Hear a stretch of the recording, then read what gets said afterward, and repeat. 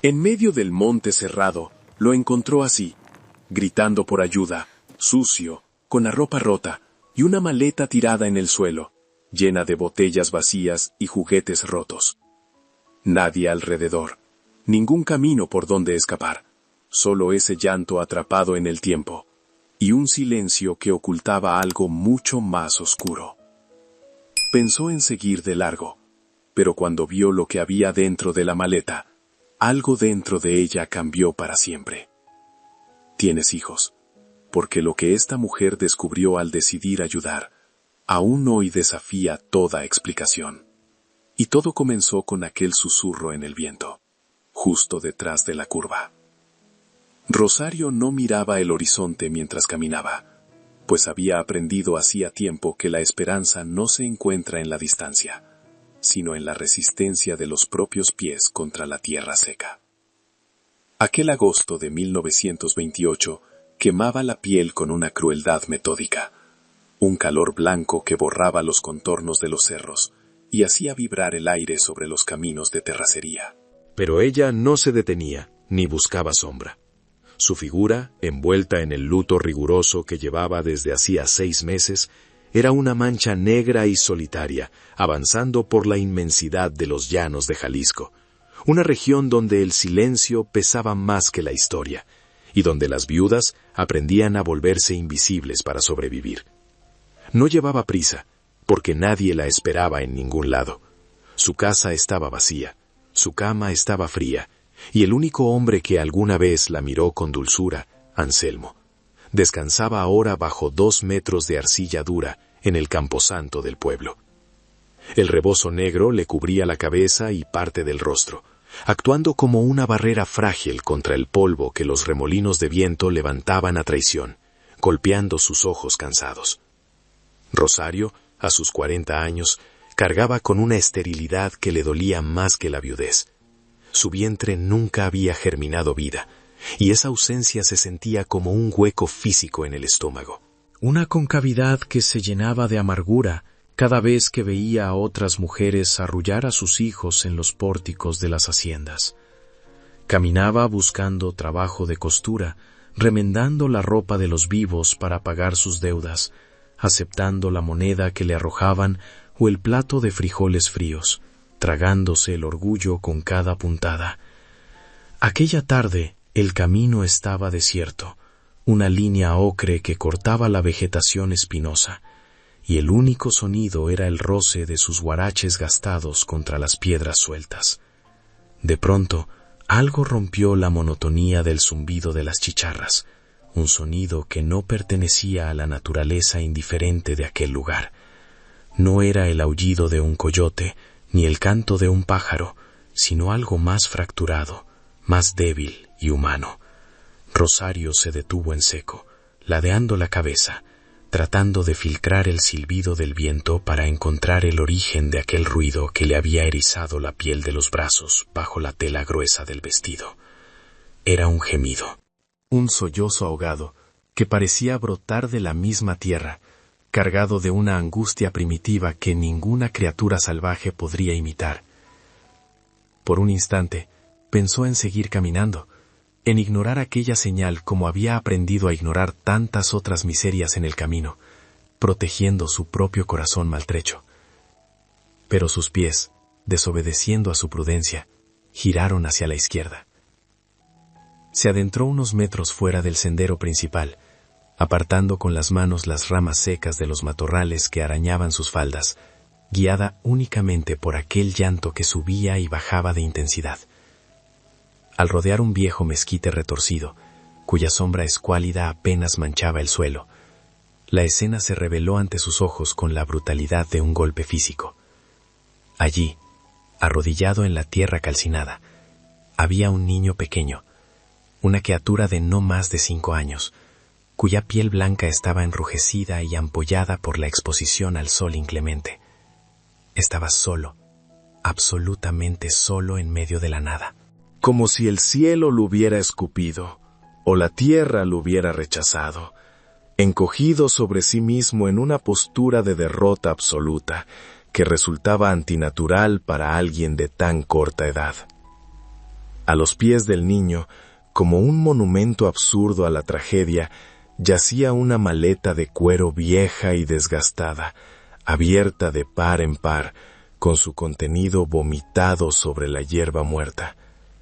Rosario observó los objetos esparcidos con una sensación de irrealidad, unos juguetes de madera tallada con la pintura descascarada, camisas diminutas remendadas con torpeza, y un par de zapatos que parecían haber sido boleados recientemente, ahora cubiertos de polvo. Era el equipaje de una vida interrumpida, los restos de una infancia que alguien había empacado con prisa o con desdén y luego había abandonado allí, junto con el niño, como quien se deshace de un fardo pesado que ya no sirve para el viaje. La imagen de la maleta abierta le provocó náuseas, una confirmación visual de que aquello no era un accidente, sino un acto deliberado de abandono. El niño no la había visto aún. Tenía la cara enterrada entre las rodillas sucias y las manos pequeñas aferradas a su propio cabello, tirando de él con desesperación, mientras repetía una sola palabra, una y otra vez, con la voz rota por la sed y el pánico. «Mamá, mamá», susurraba, y luego gritaba, lanzando la llamada al vacío del llano, donde solo el viento respondía. Rosario sintió una punzada física en el pecho, un dolor agudo y caliente que la atravesó de lado a lado, despertando ese instinto maternal que había mantenido dormido y amordazado durante décadas. Ver a esa criatura indefensa, expuesta a los peligros del campo, a las serpientes, al hambre y a la crueldad de los hombres, le hizo olvidar su propio cansancio y su propia miseria. Dio un paso hacia adelante, pisando una rama seca que crujió con fuerza, y el niño levantó la cabeza de golpe, con los ojos desorbitados por el terror. Rosario vio en esa mirada un abismo de miedo, una desconfianza tan profunda que la detuvo en su lugar, con las manos alzadas en un gesto de paz instintivo. El rostro del pequeño estaba cubierto de barro seco y lágrimas, creando surcos pálidos en sus mejillas, y sus labios estaban agrietados y sangrantes. Se arrastró hacia atrás sobre la tierra, alejándose de ella como un animal acorralado que espera el golpe final, protegiendo la maleta abierta con su cuerpo diminuto, como si aquellos trapos viejos fueran el último tesoro que le quedaba en el mundo. «No tengas miedo», dijo Rosario, y su propia voz le sonó extraña, rasposa por la falta de uso y la sequedad del aire, pero impregnada de una suavidad que no sabía que poseía. Se arrodilló lentamente en la tierra caliente, ignorando el dolor agudo en sus articulaciones, tratando de ponerse a la altura del niño para no parecer una amenaza, para no ser otra sombra gigante en su pesadilla. «No te voy a hacer daño, pequeño. Soy Rosario», continuó, descolgando con movimientos lentos la cantimplora de metal que llevaba cruzada al pecho, desenroscando la tapa con dedos temblorosos para ofrecerle el agua que le quedaba, el líquido tibio que era lo único valioso que podía darle en ese momento. El niño miró la cantimplora y luego miró los ojos oscuros de Rosario, evaluando el peligro, debatiéndose entre la necesidad imperiosa de beber y el terror que le habían inculcado. Finalmente, la sed venció. Se abalanzó hacia adelante con un movimiento torpe y desesperado, agarrando el recipiente con sus dos manos sucias, bebiendo con una avidez que le hizo atragantarse y toser, derramando hilos de agua sobre su camisa rota. Rosario no lo tocó. Simplemente sostuvo el peso del metal, dejando que él tomara lo que necesitaba, observando de cerca las pestañas largas y húmedas, la nariz pequeña quemada por el sol, y sintiendo cómo una rabia fría y justiciera empezaba a nacer en su interior contra quien fuera responsable de aquello. Cuando el niño terminó de beber, soltó la cantimplora y se quedó jadeando, mirándola todavía con recelo, pero con una chispa de curiosidad, o quizás de resignación, en el fondo de sus pupilas negras. «¿Cómo te llamas?», preguntó Rosario en un susurro, limpiándose el sudor de la frente con el dorso de la mano. El niño tardó en responder, su mirada volviendo obsesivamente hacia el camino vacío, hacia el punto en el horizonte por donde seguramente había desaparecido la persona que lo trajo. «Santiago», murmuró finalmente, con una voz tan baja que el viento casi se la lleva, aferrando con sus dedos la tela negra de la falda de Rosario, no como un acto de cariño, sino como quien se agarra a un clavo ardiendo para no caer al precipicio. «Me dijeron que esperara aquí», susurró Santiago, con una inocencia que cortaba más profundo que cualquier cuchillo, señalando con un dedo tembloroso hacia una línea difusa de colinas en el horizonte, donde las nubes de tormenta comenzaban a acumularse como moretones en el cielo. «Dijeron que iban a volver por mí cuando terminaran el mandado». Rosario miró hacia la dirección que indicaba el niño y sintió un sabor amargo en la boca, el sabor inconfundible de la mentira adulta, diseñada para pacificar a una víctima antes del sacrificio. Nadie dejaba a un niño con una maleta abierta y todas sus posesiones terrenales tiradas en el polvo si tenía la intención de regresar. Aquello era una despedida definitiva, ejecutada con la cobardía de quienes no tienen el valor de mirar a los ojos mientras cometen un crimen. Entendió entonces que Santiago no estaba perdido, sino que había sido descartado meticulosamente, dejado allí para que el desierto borrara su existencia sin dejar huellas ni testigos. Rosario no dijo nada sobre la crueldad de esa espera inútil. En cambio, se movió con una determinación práctica, cerrando la maleta de cuero con movimientos firmes de sus manos callosas. Recogió los juguetes y la ropa esparcida con un respeto casi religioso, como si estuviera recogiendo los fragmentos de un altar profanado, y los guardó dentro, haciendo clic en los cierres oxidados que sonaron como disparos secos en el silencio de la tarde. «Vamos, Santiago», le dijo, extendiéndole la mano, ofreciéndole la única verdad que podía darle en ese momento, aunque fuera una verdad a medias disfrazada de esperanza. «No podemos quedarnos aquí a esperar la lluvia. Vamos a buscar tu casa. Quizás se perdieron en el camino y te están buscando más adelante».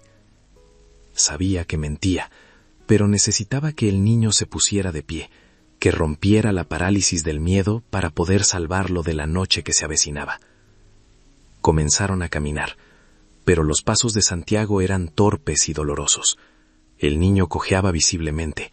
Sus pies descalzos estaban demasiado lastimados por las piedras y las espinas del camino para mantener el ritmo que la urgencia requería. Rosario lo observó tropezar 2 veces, emitiendo pequeños quejidos que intentaba reprimir, y supo que no llegarían a ningún lado de esa manera. Sin pensarlo 2 veces, se detuvo, dejó la maleta en el suelo por un segundo y se agachó para levantarlo en brazos. El peso del niño cayó sobre ella de golpe, una carga física sólida y caliente, que contrastaba con la ligereza de su propia soledad habitual. Santiago rodeó su cuello con brazos delgados y pegajosos por el sudor, enterrando la cara en su hombro, y Rosario sintió cómo su columna se arqueaba bajo el esfuerzo, pero también sintió una extraña plenitud, como si ese peso fuera el lastre que le había faltado para no salir volando con el viento. Avanzaron así durante horas, una mujer vestida de luto cargando a un niño desconocido, y arrastrando una maleta vieja por un paisaje que parecía interminable. El calor de la tarde comenzó a ceder paso a una pesadez húmeda en el aire, preludio de la tormenta eléctrica que amenazaba desde el norte, cargando la atmósfera de una electricidad estática que erizaba la piel. El camino se volvió más empinado y rocoso, castigando las piernas de Rosario, cuyos músculos ardían con cada paso, protestando por el esfuerzo inusual. Sin embargo, no se detuvo a descansar. El miedo a que la noche los atrapara en despoblado era un motor más potente que la fatiga. Miraba el suelo para no tropezar, contando sus propias respiraciones, convirtiendo el dolor físico en una penitencia silenciosa, una ofrenda para que la Virgen los guiara a algún refugio antes de que el cielo se rompiera. Santiago olía a una mezcla confusa de infancia y abandono, sudor agrio, tierra seca, pero debajo de eso persistía un aroma dulce y limpio, como a leche tibia y jabón de lavanda barato, un olor que despertó en Rosario una memoria sensorial dolorosa. Era el olor de la vida que ella nunca tuvo, el olor de los hijos que su cuerpo se negó a darle a Anselmo, y tenerlo tan cerca, respirándolo contra su cuello, era una tortura y un consuelo al mismo tiempo. El niño se había quedado quieto, quizás adormecido por el ritmo del paso o agotado por el llanto, y su respiración pausada contra la clavícula de Rosario creaba una intimidad forzada y repentina entre dos extraños que, hasta hacía unas horas, no sabían de la existencia del otro. Ella ajustó el agarre, protegiéndolo con su rebozo, sintiéndose repentinamente feroz, dispuesta a morder a cualquiera que intentara quitárselo. La luz comenzó a cambiar, volviéndose gris y metálica a medida que el sol se ocultaba detrás de la muralla de nubes negras, robándole el color a la vegetación y transformando los árboles en siluetas esqueléticas y amenazantes. El viento soplaba ahora con más fuerza, levantando remolinos de polvo que golpeaban sus rostros y hacían crujir las ramas secas con un sonido que imitaba pasos furtivos. Rosario sintió el primer escalofrío, no de frío, sino de vulnerabilidad. Estaban expuestos en una tierra donde la ley era una sugerencia lejana y donde los caminos escondían bandidos y desesperados. Apretó el paso, ignorando el ardor en sus pies, guiada por la vaga dirección que el niño había señalado antes, confiando en que el instinto o la suerte los llevaría a alguna parte habitada antes de que la oscuridad fuera total. Finalmente, al coronar una pequeña elevación del terreno, divisaron una construcción a lo lejos, recortada contra el cielo plomizo. No era una choza humilde de campesinos, sino el casco de una antigua hacienda, una estructura masiva de muros de adobe altos y desgastados por el tiempo. Incluso a la distancia, la propiedad emanaba un aura de decadencia y abandono. El portón de hierro parecía oxidado, y la hierba crecía alta y salvaje alrededor de los muros perimetrales, sugiriendo que la prosperidad había huido de allí hacía mucho tiempo. Sin embargo, era un techo, una fortaleza contra la intemperie, y Rosario sintió un alivio momentáneo al verla. ¿Es aquí?, preguntó en voz baja, deteniéndose para recuperar el aliento y acomodar mejor al niño en sus brazos adoloridos. La reacción de Santiago fue inmediata y violenta. Su cuerpo se tensó contra de ella como un arco a punto de romperse, y un gemido de terror puro escapó de su garganta. «No, no quiero entrar ahí», susurró con voz estrangulada, escondiendo el rostro en el hueco del cuello de Rosario y temblando violentamente, como si la sola visión de la casa le causara dolor físico. «Él está ahí, el hombre malo está ahí». Rosario sintió que la sangre se le helaba. El alivio de encontrar refugio se transformó instantáneamente en una alerta máxima. Aquella casa no era un santuario, era la guarida del monstruo que había provocado todo esto. El niño no estaba perdido, había escapado o había sido expulsado de ese lugar, y volver allí significaba entrar en la boca del lobo por voluntad propia. Rosario se quedó inmóvil frente al portón cerrado, debatiéndose entre la prudencia y la indignación. La lógica le gritaba que diera media vuelta, que huyera con el niño hacia el pueblo más cercano, aunque estuviera a leguas de distancia, lejos de aquel lugar que apestaba a peligro.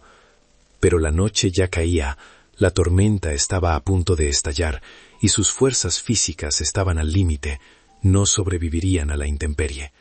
Además, una rabia fría y justiciera comenzaba a hervir en su estómago, desplazando al miedo. Quería ver la cara del hombre capaz de tirar a un niño como si fuera basura. Quería exigir una explicación, aunque supiera que en esas tierras las explicaciones solían darse con plomo o con golpes. Apretó a Santiago contra su pecho, prometiéndose en silencio que no dejaría que nadie lo tocara, y dio un paso adelante.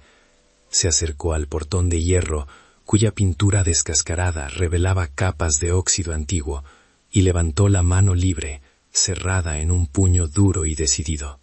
El viento aullaba ahora, agitando su vestido negro como una bandera de guerra, y las primeras gotas de lluvia, pesadas y frías, comenzaron a caer, golpeando la tierra seca como advertencias.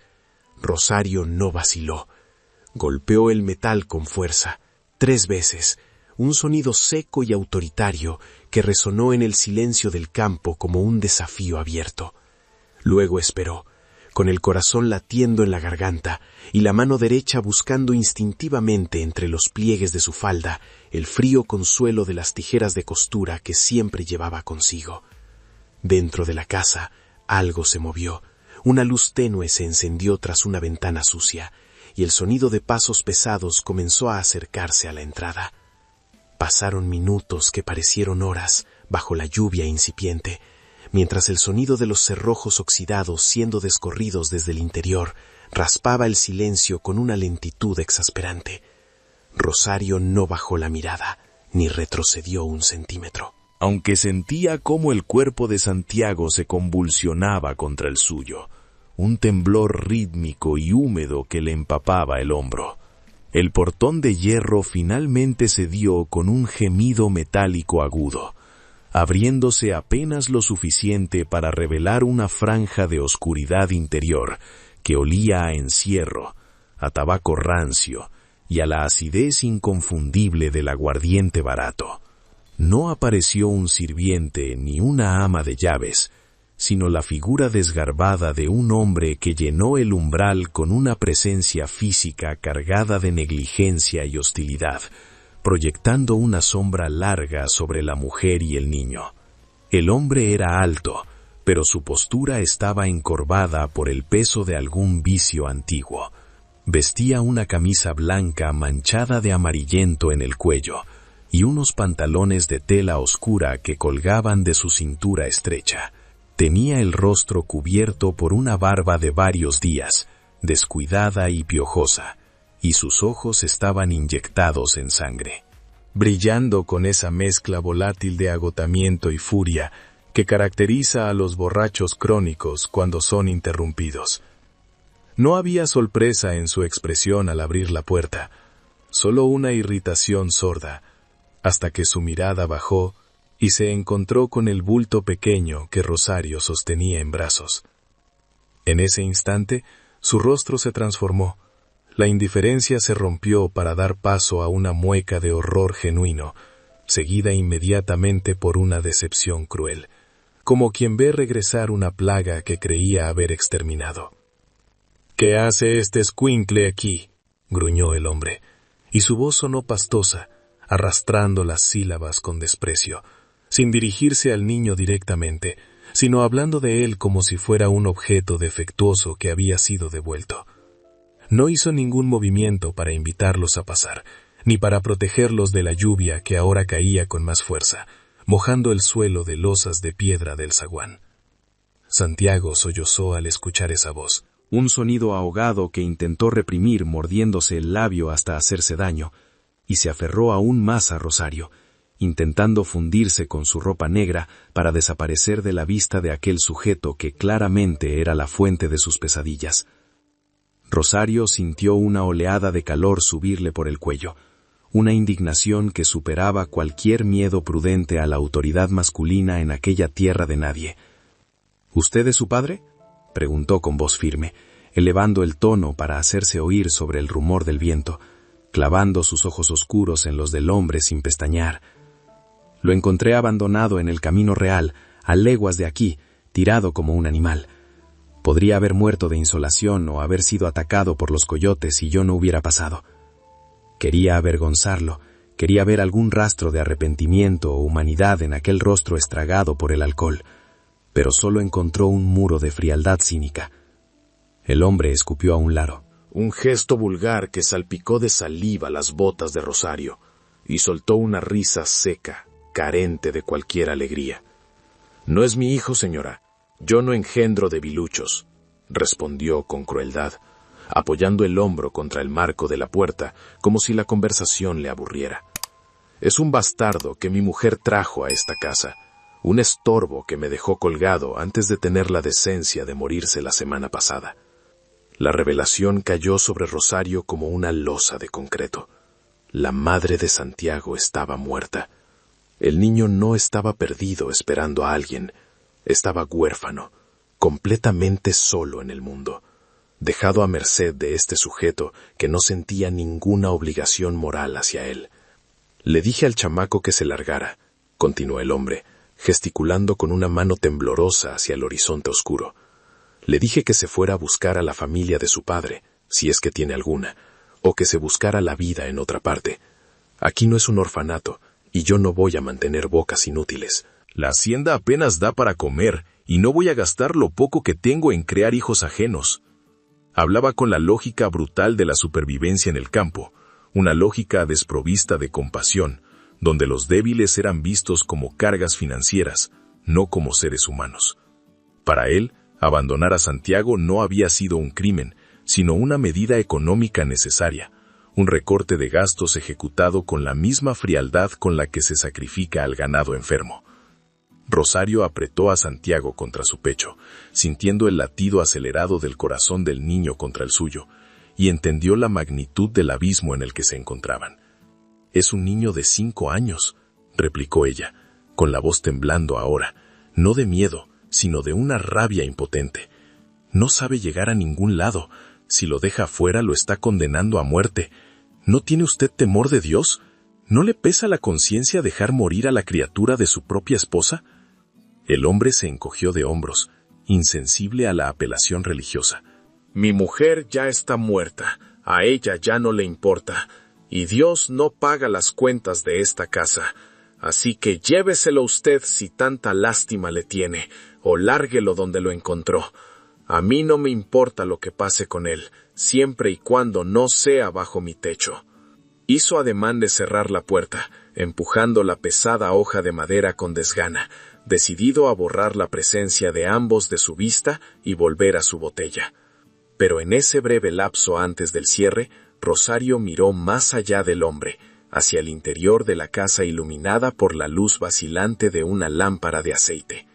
Vio un recibidor amplio pero sucio, con muebles cubiertos de polvo y botellas vacías rodando por el suelo, signos evidentes de la decadencia en la que había caído la propiedad. Sin embargo, sobre una mesa de entrada de madera tallada, algo brilló, capturando su atención. Un retrato antiguo con un marco de plata pulida, una pieza de lujo que desentonaba con la mugre circundante. En la fotografía, una mujer joven y hermosa, con rasgos finos y una expresión de inmensa tristeza, sostenía a un bebé en brazos. Era inconfundiblemente la madre de Santiago, y el bebé era él. Pero lo que hizo que el instinto de Rosario se disparara no fue la foto, sino lo que había junto a ella. Una pila de papeles desordenados, documentos con sellos de lacre y timbres oficiales que parecían haber sido revisados recientemente y dejados allí con descuido. Eran papeles legales, escrituras o testamentos, cosas que un hombre borracho y desesperado por dinero no dejaría a la vista si no fueran importantes. Una corazonada, nacida de la desesperación y de la astucia de quien ha tenido que defenderse sola, le dijo que el abandono de Santiago no era solo por bocas inútiles, sino que había algo más, algo que esos papeles explicaban. Antes de que el portón se cerrara por completo, Rosario actuó con una rapidez que sorprendió incluso a ella misma. Avanzó un paso y metió su pie derecho, calzado con el guarache gastado, entre la puerta y el marco, bloqueando el cierre con su propio cuerpo. El metal golpeó su tobillo con fuerza, arrancándole una mueta de dolor agudo, pero no retiró el pie. «¿Sabe qué?», dijo Rosario, alzando la voz sobre el ruido de la lluvia, improvisando una mentira con la convicción de una actriz desesperada. Esa maleta, la maleta que el niño traía, la abría antes de venir. Vi lo que había adentro. Vi la carta. El hombre se detuvo en seco, con la mano aún en el picaporte, y por primera vez, el velú de aburrimiento alcohólico cayó de sus ojos, reemplazado por un destello de alerta y miedo puro. El color desapareció del rostro del hombre con una rapidez cadavérica, dejando su piel cetrina y sus ojos muy abiertos, fijos en el vacío detrás de Rosario, como si acabara de ver a un espectro acusador. La mención de una carta oculta había tocado un nervio expuesto, confirmando la sospecha de Rosario de que su crueldad no era solo producto del alcohol y la indiferencia, sino del miedo calculado de quien tiene algo que ocultar. El hombre soltó el picaporte como si quemara y dio un paso vacilante hacia atrás, tropezando con sus propios pies en el umbral, mientras su mente embotada trataba de procesar la amenaza. «¿Qué carta?», balbuceó, y su voz ya no tenía la arrogancia de antes, sino un temblor nervioso que delataba su culpa. Esa mujer no sabía escribir, era una ignorante de campo, nunca tocó un lápiz en su vida. Intentaba convencerse a sí mismo, buscando grietas en la mentira de Rosario, pero la duda ya había echado raíces profundas en su conciencia culpable. Rosario sostuvo su mirada sin pestañear, aprovechando ese instante de vacilación para afianzar su posición en la entrada, protegiendo a Santiago con su cuerpo mojado. Ella no necesitaba escribir para dictar su voluntad, improvisó Rosario con una frialdad que le nacía de las entrañas. Recordando todas las historias de herencias disputadas y secretos familiares que había escuchado mientras cosía en los zaguanes de los ricos. Alguien escribió por ella antes de morir y escondió el papel en el forro de la maleta, donde usted no se molestó en buscar porque estaba demasiado ocupado planeando cómo deshacerse del niño. Cada palabra era un disparo en la oscuridad, pero veía cómo impactaban en el hombre. Su respiración se aceleró y sus manos se cerraron en puños inútiles a los costados, delatando su deseo de violencia para silenciar lo que creía que era una verdad descubierta. «¡Mentirosa!», gritó él repentinamente, recuperando una fracción de su bravuconería alcohólica, y se abalanzó hacia adelante con la intención clara de arrancar al niño de los brazos de Rosario o de empujarla fuera de su propiedad. El movimiento fue torpe y pesado, pero llevaba la fuerza bruta de un hombre desesperado. Rosario reaccionó por puro instinto de supervivencia. Retrocedió un paso rápido hacia la lluvia, resbalando ligeramente en el barro del patio, pero manteniendo el equilibrio gracias a la adrenalina que inundaba su sistema. Soltó una mano del cuerpo de Santiago solo por un segundo, lo suficiente para buscar entre los pliegues de su ropa y sacar el objeto frío y metálico que había estado acariciando desde que llegó al portón. Las tijeras de costura, grandes, pesadas y de acero negro, brillaron bajo la luz grisácea de la tormenta como una daga improvisada. No eran un arma de guerra, sino una herramienta de trabajo, las mismas tijeras con las que Rosario cortaba telas para sobrevivir y con las que había cortado el cordón umbilical de la desesperanza esa misma tarde. Las levantó en alto, con la punta afilada dirigida directamente al cuello del hombre, y su mano no tembló. «No se acerque», advirtió con una voz gutural, animal, que no parecía salir de su garganta humana, sino de la tierra misma que defendía a sus crías. «Si da un paso más». «Le juro por la Virgen Santísima que se las clavo en la garganta y me quedo viendo cómo se desangra aquí mismo». El hombre se frenó en seco, sorprendido por la ferocidad absoluta de aquella mujer pequeña y enlutada que minutos antes parecía una mendiga inofensiva. Miró el acero apuntando a su yugular, y luego miró los ojos de Rosario. 2 pozos negros de determinación asesina, donde no había espacio para la duda ni para la piedad. En ese momento de tensión estática, donde solo se escuchaba el jadeo de los tres y el repiqueteo de la lluvia, el viento sopló con una ráfaga violenta, colándose por el zaguán y agitando todo lo que no estaba clavado al suelo. La maleta vieja, que Rosario había dejado tirada cerca de la entrada en su retirada, se volcó por la fuerza del aire, y su contenido volvió a esparcirse sobre las losas húmedas. Fue entonces cuando el destino, o quizás la justicia divina, en la que Rosario a veces dudaba creer, intervino con una ironía aplastante. De entre la ropa remendada y los juguetes de madera que rodaron por el suelo, un papel doblado, que había estado atrapado en el fondo falso de la maleta, se liberó con el viento. No era la carta imaginaria que Rosario había inventado, pero era un documento real, un pliego de papel grueso y amarillento que se arrastró unos centímetros por la piedra antes de quedar pegado por la humedad. El hombre bajó la mirada, atraído por el movimiento, y sus ojos se abrieron desmesuradamente al reconocer el sello oficial de la notaría parroquial que adornaba la esquina del documento. No era una carta de amor ni una despedida sentimental, era un testamento hológrafo y un certificado de bautismo, documentos legales que probaban la identidad de Santiago y sus derechos sobre la tierra que pisaban. El padrastro no había revisado bien la maleta antes de tirar al niño al camino, había actuado cegado por la borrachera y la prisa, asumiendo que una mujer moribunda no tendría la previsión de proteger a su hijo. Pero la madre de Santiago, previendo su final y conociendo la naturaleza rapaz de su esposo, había escondido la única herencia del niño entre sus pocas pertenencias, confiando en que alguien, algún día, las encontraría. Y ahora ese papel estaba allí, expuesto, como una sentencia de muerte para las ambiciones del hombre. Él hizo un movimiento instintivo para lanzarse hacia el papel, para destruirlo antes de que pudiera ser usado en su contra, olvidando por un segundo las tijeras que lo amenazaban. Pero Rosario fue más rápida y más despiadada. Lanzó una patada seca y precisa a la maleta, enviándola lejos de su alcance, y avanzó un paso hacia él con el arma en alto, obligándolo a retroceder hacia el interior de la casa oscura. «Ni se le ocurra», gritó ella, y su voz resonó con una autoridad que hizo eco en las paredes vacías de la hacienda. «Ese papel prueba todo, prueba quién es él y prueba lo que usted intentó hacer. Si lo toca, no será solo yo quien venga por usted. Lárguese». Continuó gritando, canalizando toda la furia de su vida, toda la injusticia que había tragado en silencio, y escupiéndola ahora sobre aquel cobarde. «Lárguese de aquí, antes de que vaya al pueblo y traiga al cura y al comisario.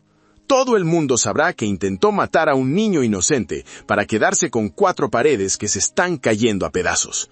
La amenaza del escarnio público y la justicia de la turba era más efectiva que cualquier arma en aquellos llanos. El hombre sabía que si se iniciaba una investigación, si el pueblo descubría que había abandonado al heredero legítimo en el desierto para que muriera, no habría juicio, habría una soga en el árbol más cercano. Miró las tijeras, miró el documento en el suelo que no podía alcanzar sin arriesgar el cuello, y miró la oscuridad de la noche que se ofrecía como única vía de escape. Era un abusador, y como todos los de su calaña, su valentía se evaporaba ante la resistencia real. Gruñó una maldición ininteligible. Una mezcla de odio y derrota, y dio media vuelta.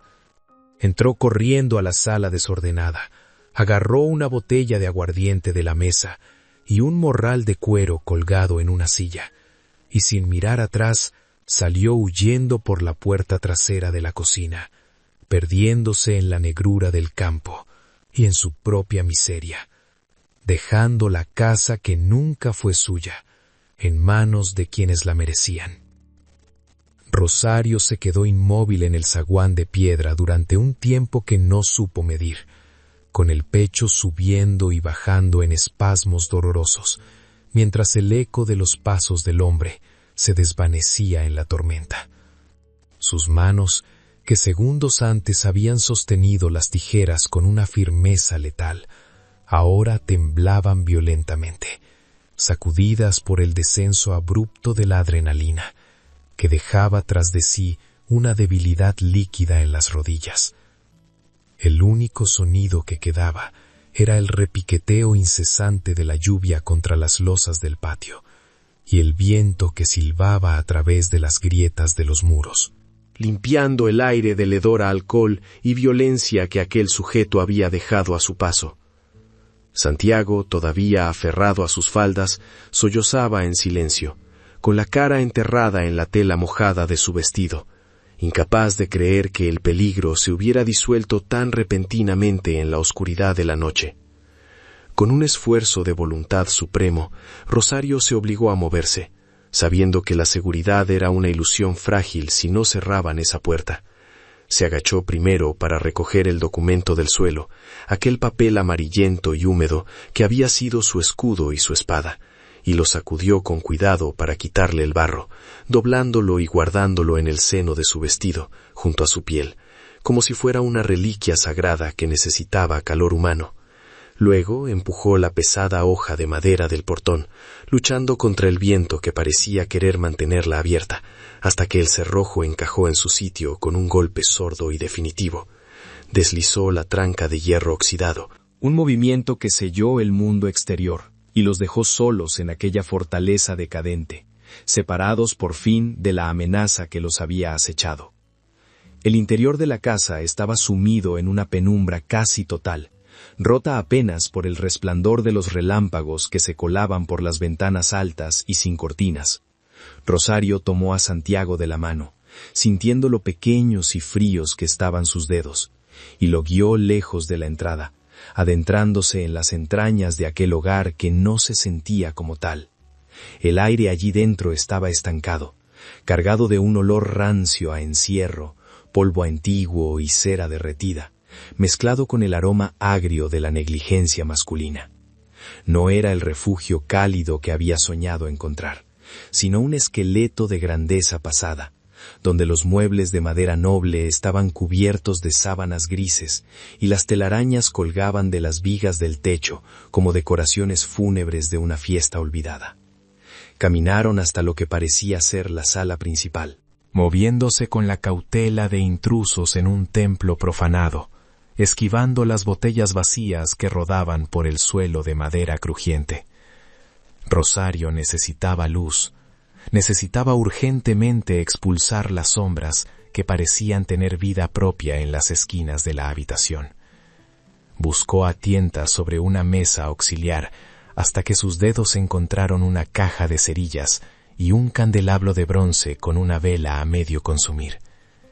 El sonido del fósforo al encenderse fue reconfortante, y la pequeña llama naranja surgió vacilante, proyectando sus siluetas alargadas contra las paredes desnudas, creando un círculo de claridad diminuto, pero vital, en medio de la inmensidad oscura de la hacienda. A la luz de la vela, el estado de Santiago se hizo dolorosamente visible. El niño estaba pálido como la cera, con los ojos hundidos en cuencas oscuras y los labios temblando de frío y de shock.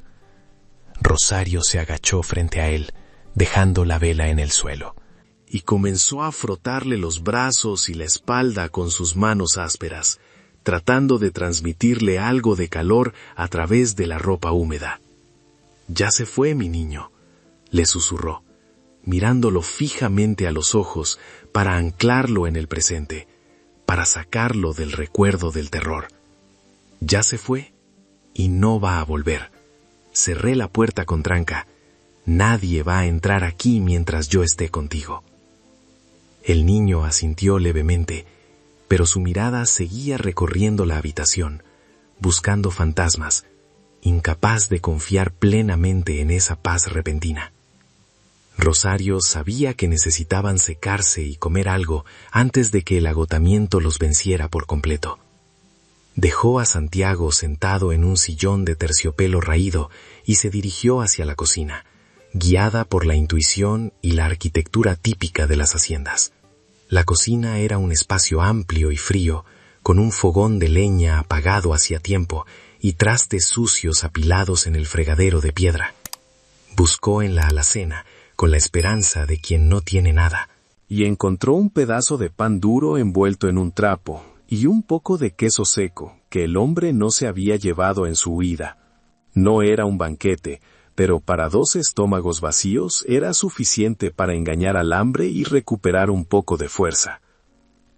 Regresó a la sala y partió el pan con las manos, dándole la mayor parte al niño, quien comió con una lentitud mecánica, masticando sin saborear, con la mirada perdida en la llama de la vela. Mientras él comía, Rosario sacó el documento de su vestido y lo acercó a la luz para leerlo con detenimiento, ahora que el peligro inmediato había pasado. Sus ojos recorrieron la letra temblorosa pero clara, escrita con la urgencia de la muerte. Era, en efecto, un testamento hológrafo, redactado por la madre de Santiago días antes de fallecer. En él nombraba a su hijo como único heredero de la propiedad que había pertenecido a su familia por generaciones, y designaba al cura del pueblo vecino como albacea temporal, instruyendo explícitamente que su esposo no debía tener control sobre los bienes ni sobre el niño. La lectura del papel le provocó a Rosario un nudo en la garganta. Podía sentir la desesperación de aquella madre, su miedo a dejar a su hijo en manos de un monstruo y su intento final de protegerlo desde la tumba. Aquel documento no era solo un título de propiedad, era un grito de auxilio que había tardado demasiado en ser escuchado, un encargo sagrado que ahora recaía sobre los hombros de Rosario por accidente o por providencia. Ella dobló el papel con reverencia y lo volvió a guardar, sintiendo el peso de la responsabilidad asentarse sobre ella. Ya no era solo una transeúnte que había ayudado a un niño perdido. Ahora era la guardiana de su legado y la ejecutora de una última voluntad que había sido pisoteada. La noche avanzaba y el frío se hacía más intenso, colándose por los huesos cansados de ambos. Rosario decidió que no dormirían en las habitaciones principales, contaminadas por la presencia reciente del padrastro. Buscaría un lugar neutral, un rincón donde pudieran descansar sin sentir el peso de la memoria ajena. Encontró una habitación pequeña cerca de la cocina, quizás un antiguo cuarto de costura o de servicio, donde había un catre sencillo con un colchón de paja. Sacudió el polvo de las mantas viejas que encontró en un baúl y preparó una cama improvisada, acomodando a Santiago, quien para entonces ya apenas podía mantener los ojos abiertos, vencido por el peso abrumador del día. El niño se dejó acostar sin resistencia, acurrucándose en posición fetal bajo la manta áspera, buscando calor y seguridad.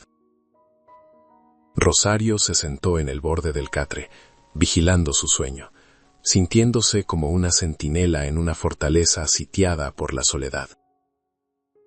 Justo cuando pensaba que él ya dormía, Santiago sacó una mano de debajo de la manta y agarró los dedos de Rosario con una fuerza sorprendente. ¿Tú te vas a ir?, preguntó con un hilo de voz.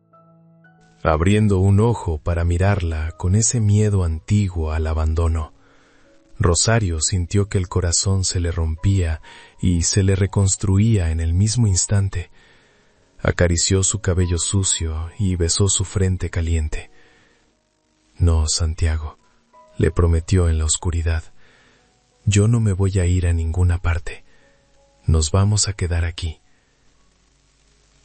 El amanecer llegó con una claridad insultante, un sol blanco y limpio que se coló por las rendijas de las ventanas sin pedir permiso, barriendo las sombras de la noche anterior y revelando la verdadera magnitud del deterioro de la hacienda. Rosario despertó con el cuerpo entumecido por la dureza del suelo y el frío de la madrugada, pero su mente estaba extrañamente lúcida, libre de la bruma del miedo que la había asfixiado horas antes. El aire olía a tierra mojada y a hierba fresca, un aroma de renovación que contrastaba con el hedor rancio a encierro que todavía impregnaba las paredes de la casa.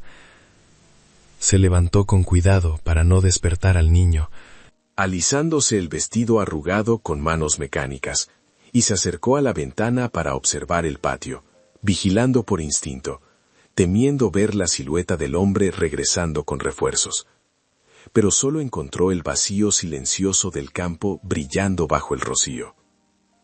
Santiago seguía durmiendo en el catre, con una respiración profunda y rítmica que hablaba de un agotamiento acumulado durante meses de tensión.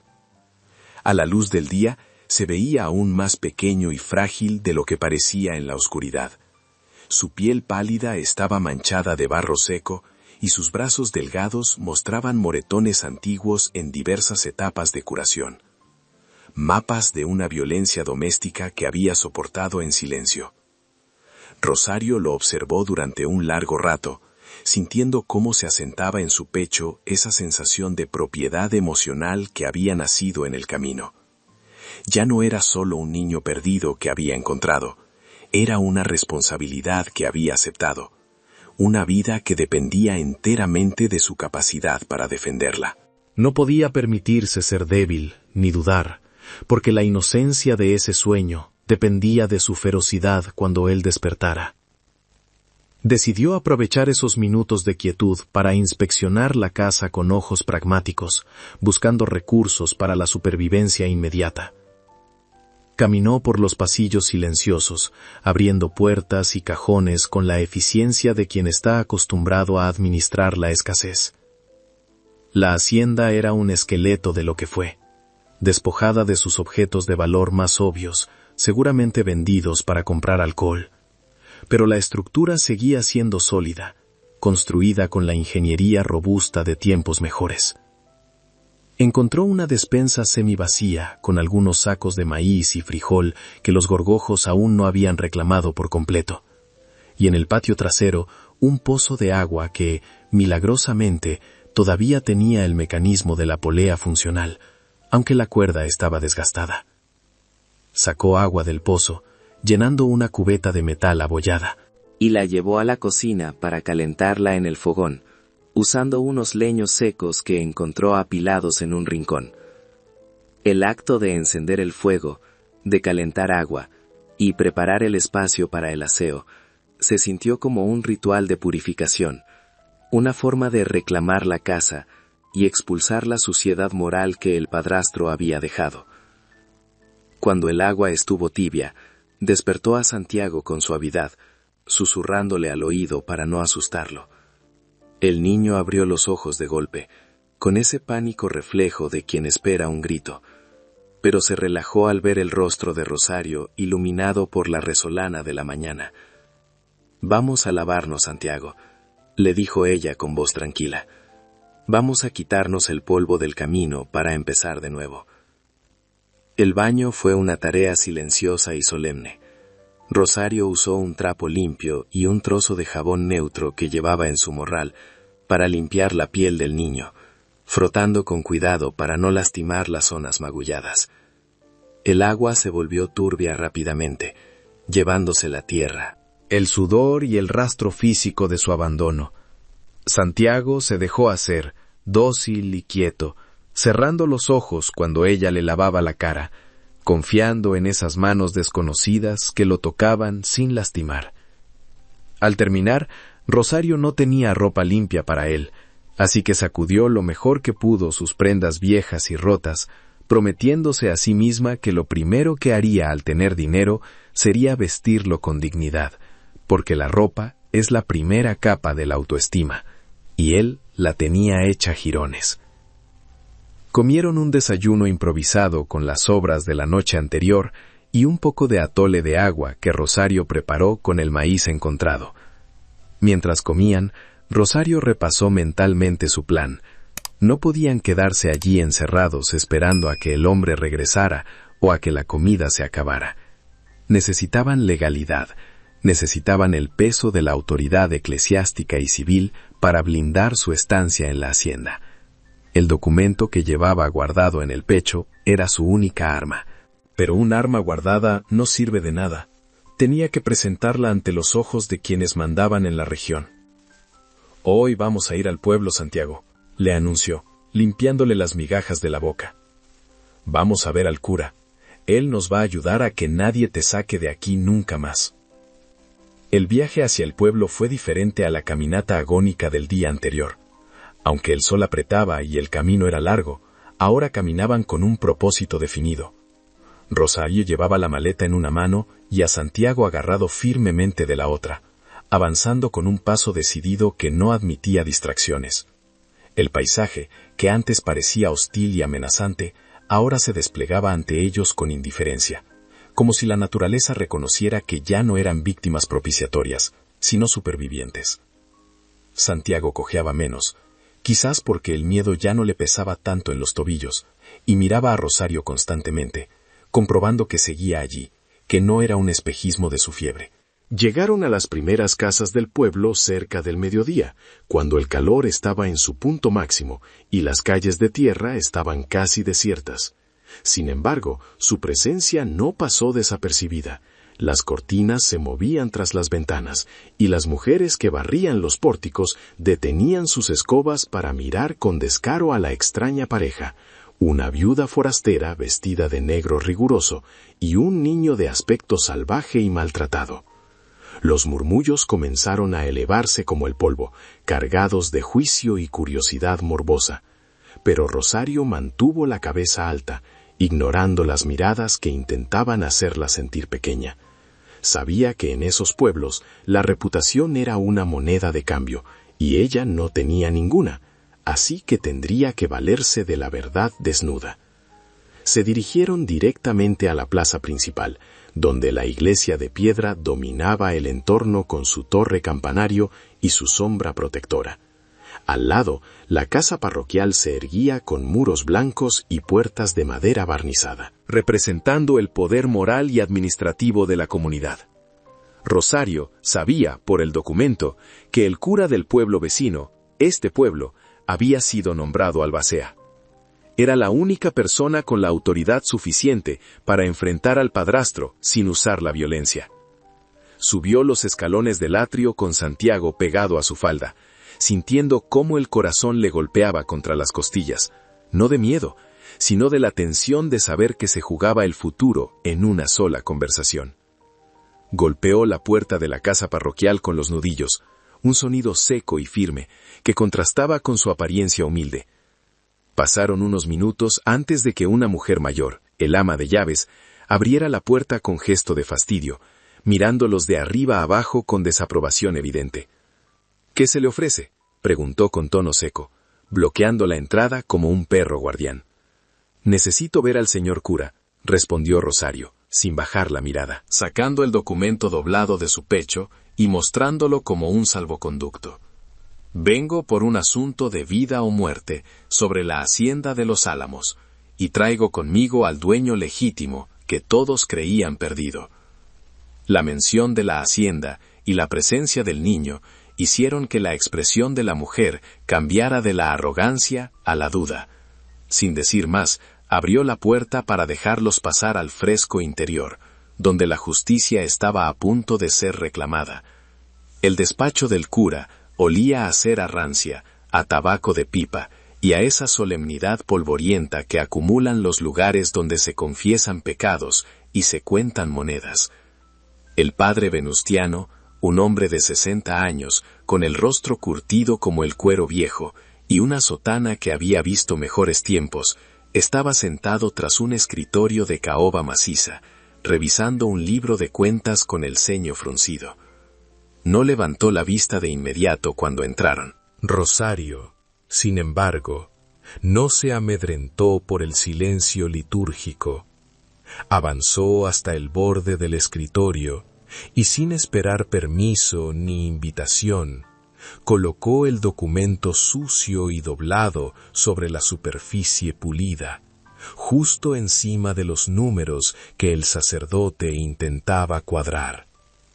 El contraste entre el papel manchado de barro y la madera brillante fue un grito visual que finalmente obligó al hombre a alzar la cabeza. «¿Qué es esto? ¿Y quién es usted para entrar así en la casa de Dios?», preguntó el cura con voz grave, ajustándose los anteojos de alambre sobre la nariz aguileña. Su mirada barrió a Rosario con severidad, deteniéndose en su ropa de luto desgastada, pero se suavizó imperceptiblemente al posarse sobre Santiago, quien se escondía detrás de las faldas de la mujer como un animalillo asustado. Rosario no bajó la cabeza ni pidió disculpas por su audacia. Sabía que en ese momento la humildad no servía de nada, que necesitaba ser la voz de la justicia, no la de la súplica. «Soy Rosario, una viuda que pasaba por el camino real», respondió con claridad. «Y esto que le traigo es la última voluntad de Elena de los Álamos, que en paz descanse, y la prueba de un crimen que su marido intentó cometer contra este niño ayer mismo». El sacerdote tomó el papel con dedos manchados de tinta, desdoblándolo con una lentitud exasperante, tratando el documento como si fuera un objeto contaminado. Comenzó a leer en silencio, moviendo los labios apenas perceptiblemente, y Rosario observó cómo la expresión de su rostro cambiaba, pasando de la molestia burocrática a una sorpresa genuina, y finalmente a una indignación oscura. El testamento hológrafo era claro y contundente. Elena había previsto su propia muerte y la vulnerabilidad de su hijo, nombrando a la Iglesia como garante temporal para evitar que el padrastro dilapidara lo poco que quedaba de la fortuna familiar. El documento no solo validaba la propiedad, sino que exponía la desconfianza profunda que la madre sentía hacia su esposo. Una desconfianza que los hechos recientes habían confirmado de la manera más cruel posible. Cuando terminó de leer, el padre venustiano se quitó los lentes y los dejó sobre la mesa con un suspiro pesado, frotándose el puente de la nariz. Se levantó de su silla, que gimió bajo su peso, y rodeó el escritorio para acercarse a Santiago. Se agachó con una dificultad que delataba sus años, y tomó el mentón del niño con suavidad, obligándolo a levantar la cara hacia la luz que entraba por la ventana. «Eres idéntico a ella», murmuró el cura, y en su voz había una nota de tristeza antigua, el reconocimiento de una tragedia que él había visto venir, pero no había podido evitar. «Tienes los ojos de Elena. Pobre mujer. Dios la tenga en su gloria». Sufrió mucho por intentar mantener esa casa en pie, mientras ese hombre se la bebía trago a trago. Rosario aprovechó ese momento de conexión emocional para relatar los hechos con una crudeza deliberada, sin adornos ni exageraciones. Le contó cómo encontró al niño arrodillado en el polvo bajo el sol de agosto, la maleta abierta vomitando sus pertenencias, el engaño de la espera inútil y la confrontación en el portón de la hacienda. No omitió la amenaza de las tijeras, ni la huida cobarde del padrastro. El cura escuchaba con el rostro endurecido, asintiendo levemente, reconociendo en el relato la naturaleza vil de un hombre al que él mismo había reprendido en confesión muchas veces, sin éxito. Abandonar a un cristiano bautizado en despoblado es un pecado que clama al cielo, sentenció el sacerdote, y su indignación moral le dio un peso nuevo a la habitación, transformando el despacho en un tribunal improvisado. Ese hombre no volverá a poner un pie en los Álamos mientras yo sea el albacea, declaró el padre venustiano, volviendo a su escritorio para escribir una nota rápida en un papel timbrado. Voy a mandar llamar al comisario ahora mismo. Haremos constar el abandono y la tentativa de daño. Si ese sujeto se atreve a aparecer por aquí, dormirá en el calabozo antes de que pueda decir una palabra. La alianza entre la cruz y la espada en aquellos pueblos era absoluta. La palabra del cura tenía fuerza de ley, y Rosario sintió que un peso inmenso se levantaba de sus hombros. Ya no eran dos intrusos ocupando una casa ajena, ahora tenían el respaldo de la institución más poderosa de la región, un escudo invisible pero impenetrable contra cualquier represalia. Sin embargo, quedaba una cuestión pendiente, la más delicada de todas. El cura dejó la pluma y miró a Rosario con escrutinio, evaluándola no como una extraña, sino como una pieza nueva en el tablero. «Usted lo salvó, mujer», dijo, reconociendo el mérito. «Pero usted no es familia. Legalmente el niño debería quedar bajo la tutela de la Iglesia o ser enviado a un orfanato en la capital hasta que sea mayor de edad». Santiago, al escuchar la palabra orfanato, apretó la mano de Rosario con tal fuerza que le clavó las uñas, y ella sintió el pánico del niño transmitirse a su propia piel. Sabía que los orfanatos de la época eran lugares de hacinamiento y olvido, no muy diferentes al abandono que acababan de evitar. «Yo no tengo hijos, padre, y no tengo a nadie que me espere», dijo Rosario, dando un paso adelante, hablando desde el instinto visceral que la había guiado hasta allí. «Pero este niño me necesita a mí, no a unas monjas en Guadalajara que no saben su nombre. Yo conozco la hacienda, sé trabajar la tierra y sé coser para ganar el pan si la cosecha falla. Déjeme quedarme con él, déjeme cuidarlo y levantar esa casa en nombre de su madre hasta que él pueda hacerlo solo». Había una firmeza en su voz que no admitía réplica, una autoridad nacida del sacrificio que había hecho al recogerlo del camino. No estaba pidiendo un favor, estaba ofreciendo su vida como garantía. El padre Venustiano la observó en silencio durante un largo minuto, midiendo la sinceridad en sus ojos oscuros, buscando algún rastro de codicia o maldad, pero solo encontró una determinación férrea y un cariño incipiente pero feroz hacia la criatura. Finalmente asintió despacio, quizás reconociendo que la justicia divina a veces utiliza instrumentos inesperados. «Está bien», concedió, sellando el acuerdo con un gesto de su mano. «Se quedará como tutora provisional bajo mi supervisión. Pero le advierto, Rosario, la hacienda está en ruinas y las deudas son muchas. No será una vida fácil. Será trabajo duro y soledad». Rosario no sonrió, porque la situación no era para sonrisas, pero asintió con gravedad.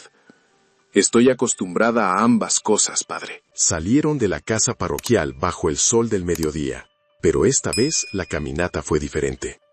El cura los acompañó hasta el atrio, una señal pública de validación que no pasó desapercibida para los habitantes del pueblo que cruzaban la plaza. Al ver al sacerdote despedirse de ellos con una bendición y un documento oficial en la mano de Rosario, los murmullos de sospecha se transformaron en respeto cauteloso. Ya no eran vagabundos, eran los habitantes legítimos de Los Álamos. Rosario tomó la mano de Santiago y comenzaron el camino de regreso, no como quien huye, sino como quien vuelve a casa. El niño caminaba más erguido, sin cojear tanto, sabiendo que el monstruo había sido desterrado por la mujer de negro, que ahora era su muralla contra el mundo. El regreso a la hacienda de Los Álamos bajo la luz de la tarde tuvo un sabor distinto al de la llegada desesperada del día anterior. Ya no entraban como fugitivos buscando asilo, sino como dueños legítimos reclamando un territorio devastado. El portón de hierro, que antes parecía una boca amenazante, se abrió ahora con la familiaridad de lo propio, aunque sus goznes oxidados seguían quejándose por la falta de grasa. Rosario cruzó el umbral con Santiago de la mano, y al mirar la extensión del patio cubierto de maleza y la fachada despintada de la casa, no vio ruinas, sino trabajo. Vio una montaña inmensa de esfuerzo físico que se alzaba ante ella, una penitencia de sudor y cal necesaria para limpiar el rastro del hombre que había envenenado aquel lugar. Pero por primera vez en meses, sus brazos sentían la fuerza necesaria para acometer la tarea. La primera semana fue una guerra declarada y sin cuartel contra la mugre acumulada durante años de desidia masculina y abandono. Rosario se ató el pelo en un pañuelo, se arremangó el vestido negro hasta los codos y atacó la casa habitación por habitación, armada con escobas de vara, cubetas de agua y trapos viejos. Sacaron montañas de basura, botellas vacías que tintineaban como recuerdos de borracheras antiguas y ropa vieja del padrastro que apestaba a tabaco rancio, quemándolo todo en una pira purificadora en el patio trasero. El humo negro que subía al cielo se llevaba consigo la presencia del intruso, y con cada objeto que ardía, Santiago parecía respirar un poco mejor, como si el aire de la casa se estuviera aligerando físicamente, liberándolo de la opresión que había vivido. Rosario descubrió que, a pesar del saqueo, la casa conservaba tesoros ocultos que la miopía del alcohol había pasado por alto. Sábanas de lino guardadas en arcones de cedro, cortinas de terciopelo que podían ser reutilizadas, y lo más importante, herramientas de labranza oxidadas pero funcionales en el granero.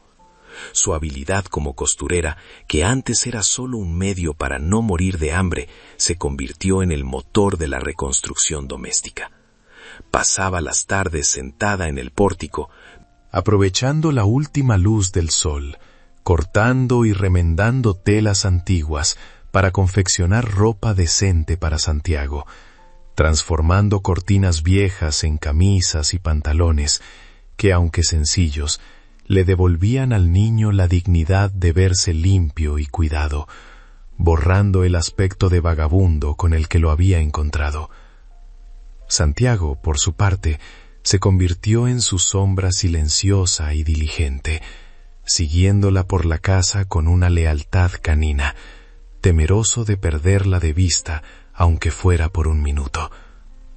Al principio, sus movimientos eran torpes y asustadizos, esperando una reprimenda o un golpe por cualquier error. Pero poco a poco, al ver que la mano de Rosario solo se alzaba para trabajar o para acariciar, comenzó a imitarla. Con sus manos pequeñas, aprendió a desgranar maíz, a acarrear leña ligera para la cocina y a alimentar a las pocas gallinas flacas que habían sobrevivido al abandono y que ahora cacareaban por el patio como señal de vida renaciente. No hablaba mucho, pero su presencia constante llenaba los vacíos de la casa y del corazón de Rosario, creando un lenguaje de gestos y miradas que no necesitaba palabras. La tierra, sin embargo, era el desafío más grande y brutal. Los campos que rodeaban la casa principal estaban secos y endurecidos, invadidos por el huizache y la hierba mala que ahogaban cualquier intento de cultivo. Rosario sabía que no podían vivir eternamente de las reservas de la despensa ni de la caridad del cura, así que decidió recuperar un pequeño pedazo de huerta cerca del pozo. Fue un trabajo extenuante bajo el sol de septiembre. Sus manos se llenaron de ampollas y su espalda dolía cada noche como si la hubieran apaleado. Pero ver brotar los primeros tallos de frijol y calabaza le dio una satisfacción que nunca había sentido cosiendo ajeno. Era la vida respondiendo a su esfuerzo, la tierra devolviendo el cuidado con alimento, un ciclo de fertilidad que su propio cuerpo le había negado, pero que ahora sus manos conquistaban. La economía de la pequeña familia era precaria, basada en el trueque y en la venta esporádica de los bordados que Rosario hacía por las noches a la luz de una vela de cebo. Una vez a la semana bajaba al pueblo con Santiago, llevando huevos frescos y servilletas bordadas para cambiarlos por sal, jabón o piloncillo. La gente del pueblo, que al principio los miraba con desconfianza o curiosidad morbosa, comenzó a tratarlos con un respeto cauteloso al ver la transformación del niño y la tenacidad de la mujer. Ya no eran la viuda loca y el huérfano, eran los de los Álamos, una unidad familiar extraña pero sólida que había logrado lo imposible, expulsar al mal y hacer florecer las piedras. El padre Venustiano los visitaba ocasionalmente, revisando que todo estuviera en orden, y se iba siempre asintiendo, satisfecho de ver que su apuesta moral había dado frutos. Las noches, sin embargo, seguían siendo el territorio donde los fantasmas del pasado intentaban recuperar terreno. A veces, Santiago despertaba gritando en la oscuridad, empapado en sudor frío, reviviendo en sueños la violencia del padrastro o el terror del abandono en el camino. Rosario corría a su lado, sacándolo de la pesadilla con susurros y abrazos fuertes, meciéndolo hasta que el ritmo de su corazón se acompasaba con el de ella. En esas horas muertas de la madrugada, cuando el viento aullaba afuera como un lobo hambriento, ella le contaba historias de su propia vida, de Anselmo, de su soledad anterior, tejiendo una historia común, donde ambos eran náufragos que habían encontrado la misma isla. Esos momentos de vulnerabilidad compartida eran el cemento que endurecía su vínculo, más fuerte que la sangre. Con el paso de los meses, la hacienda comenzó a cambiar de color. Las paredes encaladas brillaban bajo el sol, las macetas con geranios adornaban el corredor, y el olor a pan recién horneado reemplazó definitivamente al hedor del encierro. Santiago ganó peso y color en las mejillas, y su cojera desapareció por completo, quedando solo como un recuerdo en la forma en que a veces corría, un poco ladeado. Empezó a reír, un sonido que al principio sobresaltaba a Rosario por lo extraño que resultaba en aquella casa acostumbrada al silencio, pero que pronto se convirtió en la música de fondo de sus días. Ya no preguntaba si ella se iría, la certeza de la permanencia se había instalado en sus huesos. Una tarde de noviembre, mientras desgranaban mazorcas en el patio bajo un cielo anaranjado, Santiago rompió un silencio largo y cómodo con una pregunta que flotaba en el aire desde hacía tiempo. ¿Tú eres mi mamá ahora?, preguntó sin mirarla, concentrado en los granos amarillos que caían en el canasto.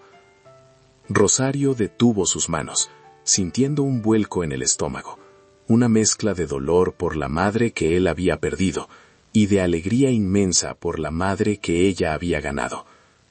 No quiso usurpar el lugar de la muerta, ni mentirle sobre su origen. Tu mamá está en el cielo, Santiago, y ella te quería mucho, respondió con voz suave pero firme. Pero yo estoy aquí, en la tierra, y soy quien te cuida, quien te quiere y quien nunca te va a soltar. Si eso es ser mamá para ti, entonces sí, lo soy. El niño asintió, satisfecho con la respuesta, y siguió desgranando el maíz con una naturalidad que cerró el tema. No hubo grandes abrazos ni escenas dramáticas, solo la aceptación tranquila de una verdad que ya existía en la práctica. A partir de ese día, aunque a veces la llamaba a Rosario frente a los extraños, dentro de la casa, en la intimidad de su vida compartida, el nombre se fue perdiendo, reemplazado por la confianza absoluta de saber que había alguien velando su sueño. La viuda estéril había parido un hijo con el dolor de sus brazos y el sudor de su frente, y el niño huérfano había encontrado una madre en la mujer que lo rescató del polvo. La hacienda de los Álamos, antes tumba, era ahora un hogar. El tiempo en los llanos no se mide por las manecillas del reloj, sino por el grosor de la corteza de los mezquites y por la plata que se va tejiendo lentamente en el cabello de las mujeres. Pasaron 12 años desde aquella tarde de tormenta, y la hacienda de los Álamos había dejado de ser un esqueleto de adobe para convertirse en el pulmón verde de la región, un milagro de productividad nacido de la terquedad de una viuda y de los brazos incansables de un muchacho. Rosario, ahora con el rostro surcado por arrugas finas que contaban historias de sol y esfuerzo, miraba desde el corredor cómo las carretas cargadas de maíz salían hacia el mercado. Ya no vestía el luto riguroso de antaño. Había permitido que colores sobrios como el azul añil o el gris entraran en su vestimenta, reflejando la paz que había encontrado al cumplir su promesa sagrada. Santiago se había convertido en un hombre que ocupaba mucho espacio, no solo físico, sino moral. A sus 18 años, tenía la estatura de un gigante y la fuerza de un buey de yunta, pero conservaba en sus ojos negros la misma sensibilidad líquida que Rosario había visto el primer día. No se parecía en nada al padrastro que intentó borrarlo. Era la imagen viva de los antepasados de su madre, noble y de gestos pausados. La gente del pueblo, que años atrás murmuraba con desconfianza, ahora se quitaba el sombrero cuando él pasaba a caballo, reconociendo en él a un patrón justo, de esos que saben el nombre de sus peones y que no dudan en bajarse del caballo para ayudar a desatascar una rueda en el fango. La sombra del hombre malo se había desvanecido con los años, convirtiéndose en una leyenda oscura que se contaba para asustar a los niños traviesos. Pero el destino, que tiene memoria de elefante, decidió enviar un epílogo. Una tarde de octubre, cuando el viento comenzaba a oler a invierno, el viejo comisario del pueblo llegó a la hacienda con el sombrero en la mano y una expresión grave. No traía órdenes de arresto ni malas noticias sobre la cosecha. Traía el final de una historia. Encontraron a un hombre sin nombre muerto en una zanja en un pueblo fronterizo del norte, consumido por la cirrosis y la miseria. Nadie lo reclamó, pero entre sus trapos sucios encontraron una vieja fotografía robada de una mujer con un bebé, la misma que había desaparecido de la hacienda años atrás. Rosario recibió la noticia en silencio, sentada en su mecedora de mimbre, sintiendo una mezcla extraña de alivio y pena ajena. No había satisfacción en la muerte de un miserable, solo la confirmación de que la vida cobra todas las facturas, a veces con intereses de soledad absoluta. Santiago, que estaba limpiando una silla de montar cerca de ahí, escuchó el relato sin detener el movimiento rítmico de su mano. Cuando el comisario terminó, el joven se levantó, se limpió las manos en el pantalón y miró hacia el horizonte, hacia ese norte lejano, donde su verdugo había terminado sus días. «Que Dios lo perdone», dijo con una voz profunda y tranquila, desprovista de odio, «porque yo ya lo olvidé hace mucho tiempo». Esa frase marcó la verdadera mayoría de edad de Santiago, más que cualquier fecha en el calendario. Había roto la cadena de la amargura. No había permitido que el veneno del abandono le pudriera el alma. Rosario sintió un orgullo tan grande que le apretó la garganta, dándose cuenta de que su obra maestra no era la hacienda restaurada, ni los campos de trigo, sino el corazón de ese muchacho que sabía perdonar porque había sido amado inmensamente. El comisario se retiró con una reverencia, entendiendo que en esa casa no había espacio para los fantasmas, solo para los vivos que habían ganado su derecho a la paz a pulso. Días después llegó el cumpleaños de Santiago, la fecha legal que lo convertía en dueño absoluto de todo, según el testamento que Rosario había guardado celosamente bajo llave durante más de una década. Ella preparó los documentos sobre la mesa del comedor, alisando el papel amarillento con manos que temblaban ligeramente. Sentía un miedo irracional, un temor antiguo de que, al entregarle la libertad y el poder, él pudiera sentir que la deuda estaba pagada y que ella sobraba en la ecuación. «Todo esto es tuyo, Santiago», le dijo cuando él entró en la sala, señalando los libros de contabilidad y las escrituras. «Yo solo lo cuidé para ti. Ahora eres el patrón. Puedes hacer lo que quieras, vender, viajar, es tu vida». Santiago miró los papeles y luego miró a Rosario, esa mujer pequeña y canosa que se estaba haciendo voluntariamente a un lado para dejarlo brillar. Frunció el ceño, como si no entendiera el idioma que ella estaba hablando, y con un movimiento brusco, apartó los documentos legalistas a un lado. «¿Mío?», preguntó, acercándose a ella hasta que tuvo que agachar la cabeza para mirarla a los ojos. «¿Crees que algo de esto valdría un centavo si no fuera por ti? ¿Crees que yo estaría vivo si no fuera por ti?». Su voz se quebró ligeramente, perdiendo la formalidad de adulto y recuperando el tono del niño que buscaba seguridad. «Tú no cuidaste esto para mí, madre», continuó, usando la palabra con una intencionalidad sagrada. «Lo construimos juntos, y no hay patrón ni ley que pueda cambiar eso». Tomó las manos de Rosario, esas manos ásperas y deformadas por el trabajo duro, y las besó con reverencia, delante de la servidumbre que miraba desde la puerta, oficializando su devoción. Esta casa es tuya hasta el último día de tu vida. Yo solo soy el que trabaja la tierra. Tú eres el alma de los álamos. Y si alguna vez piensas en irte, tendrás que atarme primero, porque no te voy a dejar salir. Rosario sintió que las lágrimas, que había contenido durante años de dureza necesaria, finalmente se desbordaban. No eran lágrimas de tristeza, sino de una gratitud inmensa hacia la vida que, al quitarle a su esposo biológico, le había dado un hijo del corazón, que la quería más allá de la sangre y del deber. Se abrazaron en medio de la sala, el gigante joven y la anciana frágil, fundiéndose en un solo bloque de afecto indestructible. En ese abrazo, Rosario entendió que la soledad había muerto definitivamente aquella tarde en el camino, y que la vejez no sería un exilio, sino una cosecha dulce de todo lo que había sembrado. La hacienda siguió prosperando, no por la magia de la lluvia, sino por la justicia que se respiraba en sus corredores. Santiago se casó años más tarde con una muchacha del pueblo, buena y sencilla, y llenó la casa de nietos que corrían por los patios gritando «¡Abuela Rosario!» a todo pulmón. Ella los mecía en sus piernas, les contaba cuentos de caminos polvorientos y tesoros encontrados, omitiendo las partes crueles, enseñándoles que el amor es la única herencia que no se pudre.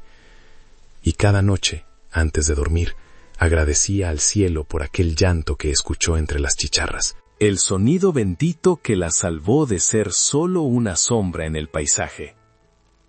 Cuando la muerte finalmente vino a buscar a Rosario, no llegó como un ladrón en la noche, ni como una tormenta violenta, sino como una vieja amiga que se sienta pacientemente a esperar en la orilla de la cama. Tenía 80 años y sus huesos, desgastados por décadas de trabajo incesante, se habían vuelto frágiles como ramas secas de invierno, pero su mente seguía clara, flotando en una paz líquida que le permitía observar el mundo con una dulzura nueva. Pasaba sus últimos días en la habitación principal de la hacienda, la misma que ella había limpiado de fantasmas tantos años atrás, con las ventanas abiertas para dejar entrar el aroma de la tierra mojada y el sonido de las tórtolas que anidaban en el jardín que ella misma plantó. No había miedo en su mirada, solo la certeza tranquila de quien ha terminado su tarea y ha dejado la casa en orden antes de apagar la luz. Santiago, que ya era un hombre maduro, con hilos de plata en la barba, apenas se apartaba de su lado, descuidando las labores del campo para convertirse en el enfermero devoto de la mujer que lo había salvado. Se invertían ahora los papeles de aquella tarde lejana en el camino. Era él quien le acercaba el vaso de agua a los labios agrietados, quien le acomodaba las almohadas con una delicadeza que desmentía el tamaño de sus manos de labrador, y quien le limpiaba la frente con paños frescos. Rosario lo miraba a través de la neblina del cansancio y sonreía, recordando el peso ligero del niño que cargó en brazos, maravillándose de cómo la vida había cerrado el círculo perfecto. Ella le dio la vida cuando él estaba a punto de perderla, y ahora él sostenía la de ella, mientras se apagaba suavemente. Una tarde, cuando el sol comenzaba a teñir de rojo las paredes de la habitación, Rosario hizo un gesto débil con la mano, llamando a Santiago más cerca. No hubo grandes discursos cinematográficos, ni revelaciones de último minuto, porque todo lo importante ya se había dicho, en el lenguaje silencioso de los hechos cotidianos, durante 40 años. La maleta, susurró con un hilo de voz, señalando con la mirada hacia el viejo armario de cedro. Santiago abrió las puertas y sacó la pequeña maleta de cuero desgastado, aquella que había contenido los restos de su infancia interrumpida, y que Rosario había guardado como un relicario sagrado. La colocó sobre la cama, junto a las manos de ella, y Rosario acarició la superficie cuarteada con sus dedos temblorosos, tocando el símbolo físico de su encuentro. «No la tires nunca», le pidió ella. mirándola fijamente con esos ojos oscuros que comenzaban a perder el brillo, pero no la intensidad. Para que tus hijos sepan que venimos de la nada y que el amor nos salvó. Santiago asintió, incapaz de hablar por el nudo que le cerraba la garganta, y apretó la mano de su madre adoptiva, sintiendo cómo el calor de la vida se iba retirando poco a poco de esa piel que conocía mejor que la suya propia. Rosario cerró los ojos, suspirando profundamente, y en ese último aliento no hubo agonía, solo la liberación de una carga que había llevado con honor. El silencio que siguió en la habitación no fue vacío, sino denso y solemne, el tipo de silencio que queda cuando una gran música termina y la nota final sigue vibrando en el aire. El velorio de Rosario fue el evento más concurrido que se recordaba en la historia de la región, una marea humana que desbordó la capilla de la hacienda y se extendió por los patios. Vinieron de todos los pueblos vecinos, campesinos que ella había ayudado, mujeres a las que enseñó a coser, los nietos de sus antiguos amigos y gente que solo conocía su leyenda. La viuda forastera, la que llegó caminando sola y sin nombre, se iba ahora rodeada de un pueblo entero que la lloraba como a una matriarca fundadora. Santiago recibió las condolencias de pie junto al ataúd, firme como un roble bajo la tormenta, aceptando los abrazos con la dignidad estoica que ella le había enseñado, sin esconder sus lágrimas, pero sin dejarse romper por ellas, porque sabía que ella hubiera detestado el escándalo.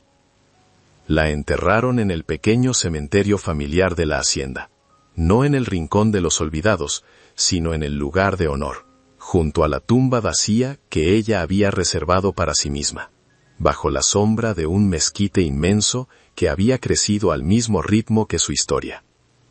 Mientras el cura, el sucesor del padre Venustiano, recitaba las oraciones finales y la tierra comenzaba a cubrir la madera del ataúd, Santiago sintió una extraña paz.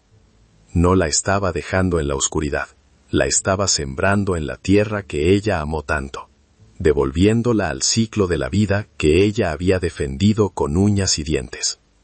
Sabía que cada cosecha futura de los álamos llevaría un poco de su esencia, que cada flor del jardín tendría su tenacidad, y que su memoria viviría mientras alguien pronunciara su nombre con respeto. Semanas después, Santiago se encontró caminando solo por el sendero polvoriento donde todo había comenzado, ese tramo de camino real que conectaba los pueblos olvidados del sur. Se detuvo en el mismo recodo, cerca del viejo árbol donde ella lo encontró llorando hacía tanto tiempo. El paisaje era el mismo, el calor sofocante, el zumbido de las chicharras, el polvo levantado por el viento. Pero él ya no era la víctima, era el testimonio vivo de la misericordia. Miró hacia el horizonte y pensó en cuántos otros niños, cuántas otras viudas estarían caminando ahora mismo por los senderos del mundo, esperando un milagro o una mano extendida. Entendió entonces que la herencia de Rosario no era la tierra ni el dinero, sino la responsabilidad de no cerrar los ojos ante el dolor ajeno. Regresó a la casa, donde sus propios hijos jugaban en el corredor, llenando el aire con risas que espantaban cualquier residuo de tristeza antigua. Se sentó en la mecedora de mimbre que había sido de ella y abrió la vieja maleta de cuero. Dentro, junto a los juguetes de madera y la ropa remendada de su infancia, colocó las tijeras de costura de Rosario, esas tijeras de acero negro que una vez fueron un arma y luego una herramienta de construcción. Cerró la tapa con cuidado, guardando la historia completa, el alfa y el omega de su redención. Sabía que algún día, cuando él fuera viejo, le contaría a sus nietos la historia de la mujer de negro que desafió al destino con un par de tijeras y un corazón roto que supo sanar, amando. La hacienda de los Álamos sigue en pie hoy en día, aunque los muros de adobe han sido reforzados y los tractores han reemplazado a las yuntas de bueyes. Dicen los lugareños que, en las tardes de agosto, cuando el calor aprieta y el viento sopla fuerte levantando remolinos de polvo, a veces se ve una silueta menuda caminando por los linderos de la propiedad, vigilando que las puertas estén bien cerradas y que los niños estén a salvo. No es un fantasma que asusta, sino una presencia que reconforta, el espíritu de una madre que nunca deja de cuidar lo que es suyo. Porque el amor verdadero, ese que nace de la elección y no de la sangre, es la única fuerza en este mundo que la muerte no puede tocar.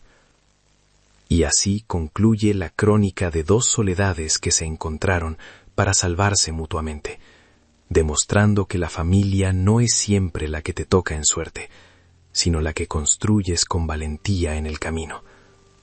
Rosario y Santiago nos enseñaron que no importa cuán roto esté tu pasado, siempre puedes remendar el futuro si tienes el coraje de detenerte a escuchar el llanto de quien sufre.